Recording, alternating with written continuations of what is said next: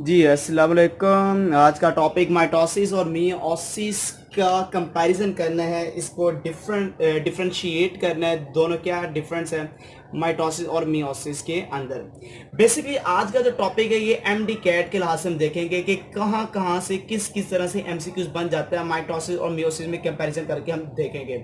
तो आज हमारा डिफरेंशिएट करना है माइटोसिस और मियोसिस को।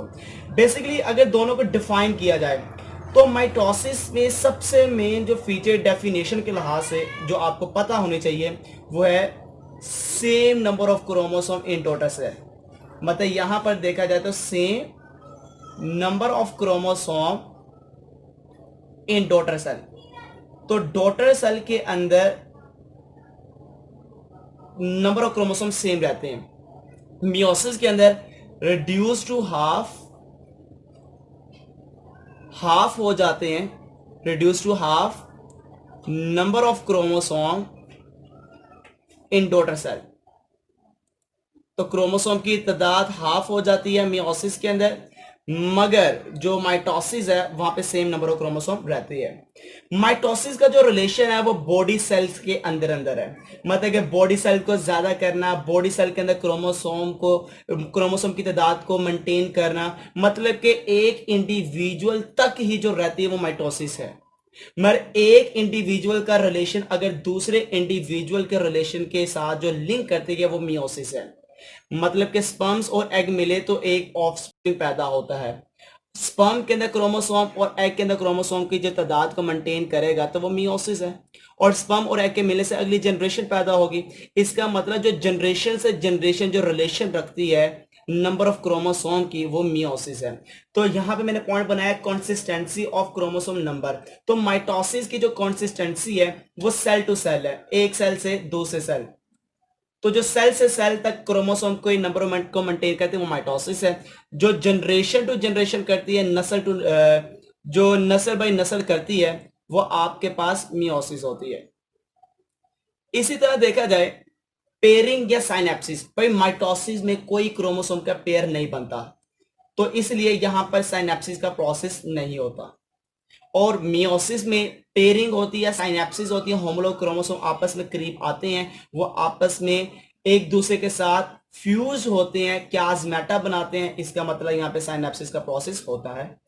आपको पता है जब साइनेप्सिस नहीं हुआ तो बेटा पेयर नहीं बना तो वहां पे एक्सचेंज ऑफ सेगमेंट नहीं होगा, तो इसका मतलब यहां पे क्रॉसिंग ओवर नहीं होता। जहां पे पेयर बना तो पेयर क्यों बना? ताकि एक्सचेंज ऑफ सेगमेंट हो सके, और एक्सचेंज ऑफ सेगमेंट क्या होता है? क्रॉसिंग ओवर होता है। इसका मतलब यहां पे क्रॉसिंग ओवर होता है। तो जहां पे क्रॉसिंग ओवर नहीं होगा तो जीन्स रीशफल नहीं होंगे, जीन्स एक दूसरी जगह पर ट्रांसफर नहीं होंगे, तो इसका मतलब उस जगह पे वेरिएशन नहीं आएगी। और जहां पे क्रॉसिंग ओवर होगी उस जगह पे वेरिएशन तो लाजमी आएगी। अगर वेरिएशन नहीं आती वो चीज मॉडिफाई नहीं होती, इवॉल्व नहीं होती। अगर वेरिएशन आती है तो वहां पर आपको इवोल्यूशन भी नजर आती है। सेल कौन से इन्वॉल्व होते हैं माइटोसिस के अंदर? तो बेटा आपको पता होना चाहिए सेल जो इन्वॉल्व होते हैं वो हैप्लॉइड सेल भी है और वो डिप्लॉइड सेल भी है। और यहां पे सिर्फ और सिर्फ डिप्लॉइड सेल होते हैं। और दूसरी सबसे बड़ी पहचान ये रिप्रोडक्टिव सेल्स के अंदर नजर आती है, और ये आपको सोमैटिक सेल्स के अंदर नजर आती है, सोमैटिक सेल्स के अंदर नजर आती है। अगर देखा जाए माइटोसिस कौन सी रिप्रोडक्शन है या कौन सी रिप्रोडक्शन में होती है, तो बेसिकली ये एसेक्सुअल में होती है, और जो मियोसिस है ये सेक्सुअल में होती है। डिवीजन आपको पता है माइटोसिस एक ही बार डिवाइड होता है, ये सिंगल डिवीजन है, इसके अंदर सिंगल डिवीजन है। मियोसिस में दो होती है, मियोसिस 1 और मियोसिस 2, तो इसलिए यहां पे 2 डिवीजन होती है, एक 1 है और एक 2 होती है। इसी के बाद इंटरफेस माइटोसिस का लार्जेस्ट या लॉन्गेस्ट फेस है, लॉन्गेस्ट फेस होता है। और जो कि मियोसिस का जो इंटरफेस होता है वो आपको पता होना चाहिए कि वो शॉर्ट होता है। मेन पॉइंट आगे भी एमडी कैट के एमसीक्यूज के लास्ट है जो आपको पता होना चाहिए लाजमी। G2 फेस पूछा जाता है एमडी कैट के एमसीक्यूज के अंदर कि माइटोसिस में G2 फेस होता है।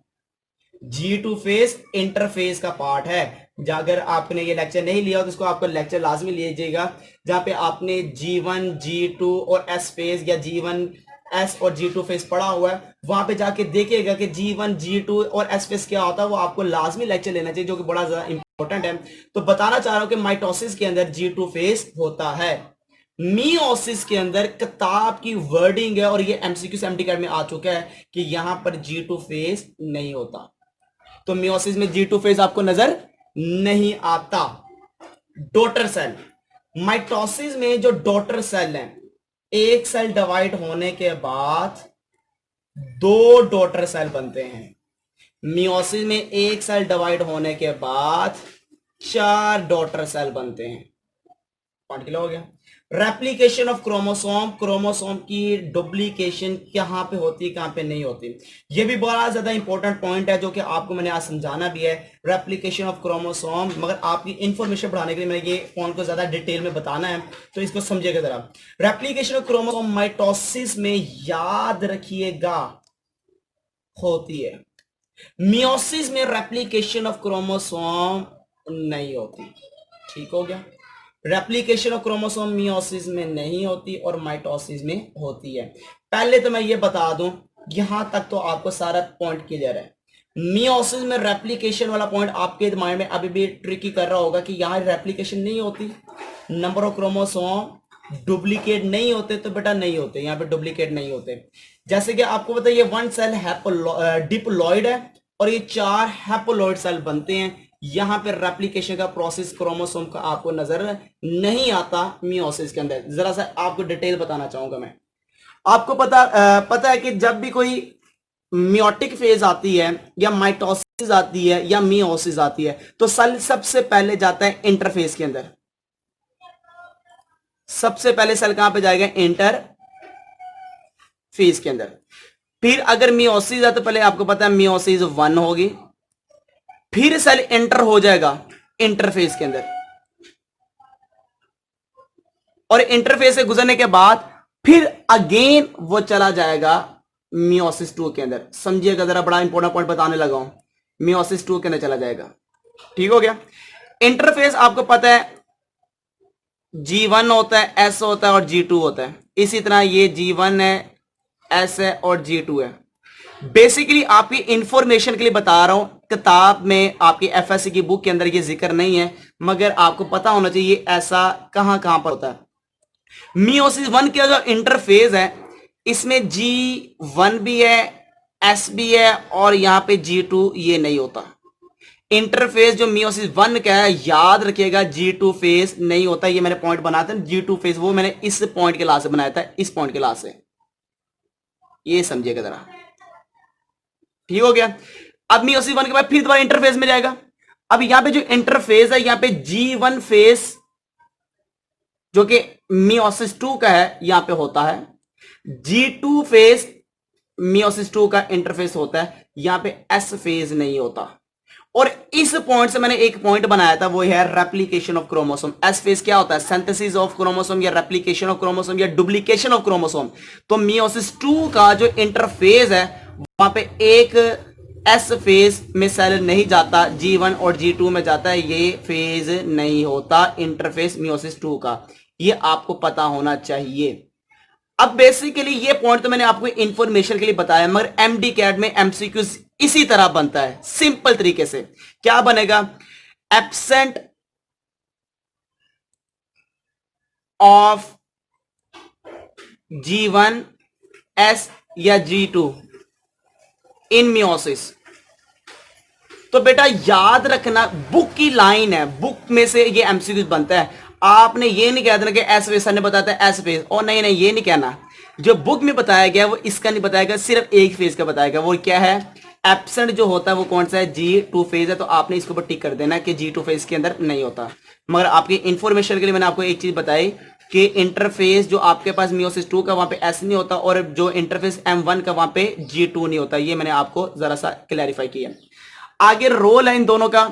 रोल के लिए मैं ज्यादा नहीं बोलूंगा, बस मैं आपको 2 पॉइंट बताऊंगा, क्योंकि मैंने इसके लिए अलग वीडियो बना के रखी है, significance of meiosis and mitosis, या इंपॉर्टेंस ऑफ माइटोसिस या मियोसिस। इसकी मैंने अलग वीडियो बनाई है एमडी कैट क्लास से, वहां पे जाके देख लीजिएगा।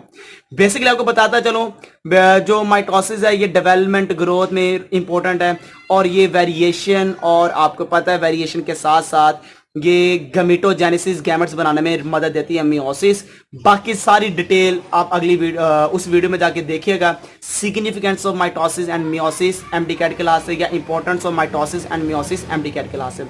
तो ये जरा सा डिफरेंशिएशन मैंने किया मियोसिस और माइटोसिस की, तो इसी में से इंशाल्लाह एमसीक्यूज आपको बनते हुए एमडी कैट में नजर आएंगे।